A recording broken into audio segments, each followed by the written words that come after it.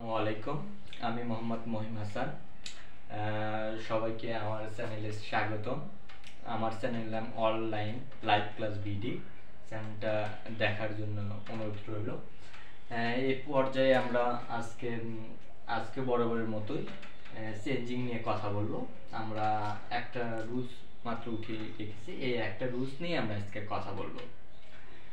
Affirmative বাক্যে যদি only বা অ্যালোন থাকে, অ্যাফার্মেটিভ সেন্টেন্স যদি থাকে, সেখানে যদি অনলি বা অ্যালোন থাকে, তাহলে নিম্নরূপভাবে আমরা সেটা পরিবর্তন করতে পারি। যেমন প্রথমে লিখছি ব্যক্তির ক্ষেত্রে নান বাট। কোনো যদি ব্যক্তির ক্ষেত্রে হয় সেক্ষেত্রে আমরা নান বাট লিখব। বস্তুর ক্ষেত্রে নাথিং বাট। আর সংখ্যার ক্ষেত্রে নট মোর দেন বা নট লেস দেন, দুইটার ভেতরে যে কোনো একটা ব্যবহার করতে পারবো আমরা। তাহলে আমরা সেন্টেন্সের শুরুতেই লিখে রেখেছি অ্যাফার্মেটিভ সেন্টেন্স থেকেই আমরা নেগেটিভ করব। অ্যাফার্মেটিভ সেন্টেন্সটা ছিল আল্লাহ অ্যালোন ক্যান হেল্প আস। দেখেন যে আমাদের এই সেন্টেন্সের ভেতরে অ্যালোন আছে। অ্যালোন থাকলে অ্যালোনের পরিবর্তে আমরা নান বাট ব্যবহার করব। এরপর আমাদের কি দিতে হবে? সাবজেক্ট দিতে হবে আল্লাহ ক্যান হেল্প আস। শুধু অ্যালোন যদি থাকে তার পরিবর্তে আমরা নান বাট ব্যবহার করি, সেটা আমরা নেগেটিভ করতে পারি। আমরা তার পরবর্তী সেন্টেন্সটা দেখব।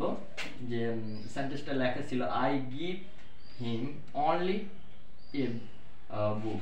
দেখো সেন্টেন্সের ভেতরে যদি অনলি থাকে, আমাদের রুলস সেটা ছিল যে অ্যাফার্মেটিভ বাক্যে অনলি যদি থাকে, তাহলে তার ক্ষেত্রে যদি সেটা ব্যক্তির ক্ষেত্রে হয় তাহলে আমরা লিখব কি নান বাট।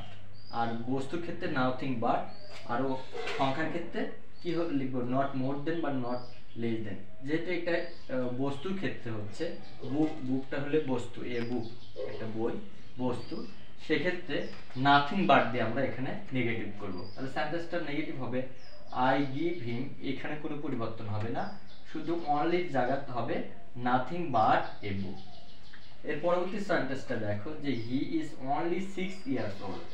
আমরা বলছিলাম যে সংখ্যার ক্ষেত্রে দেখো এই যে 6 আছে, এটা একটা সংখ্যা। আর তার থেকে প্রথমে আমাদের যে জিনিসটা জানতে হবে সেটা অনলি থাকলে এর জন্য আমরা নট মোর দেন। কেন নট মোর দেন লিখলাম এখানে? যেহেতু এই 6 একটা সংখ্যা, এই জন্য সংখ্যার ক্ষেত্রে নট মোর দেন বা অথবা নট লেস দেন দিয়েও আমরা নেগেটিভ করতে পারি। তাহলে এখানে আমরা নট মোর দেন দিলাম। সেন্টেন্সটা দাঁড়াবে he is not more than 6 year old. এর পরবর্তী সেন্টেন্সটা দেখো যে সেন্টেন্সের শুরুতে যদি অনলি থাকে, দেখো এখানে সেন্টেন্সের শুরুতেই আছে only she can stand by you. দেখো সেন্টেন্সের শুরুতে অনলি আছে, সেক্ষেত্রে আমরা অনলির পরিবর্তে none but she can stand by you. এইভাবেই আমরা চেঞ্জিং এর যে বিস্তারিত রুলসগুলো নিয়ে বরাবরের মতোই কথা বলি, সামনেও কথা বলবো। ক্লাস বিষয়ে যদি তোমাদের কোনো মতামত থাকে বা কোনো কিছু জিজ্ঞেস থাকে, অবশ্যই কমেন্ট বক্সে লিখে জানাবে। ধন্যবাদ সবাইকে। আসসালামু আলাইকুম।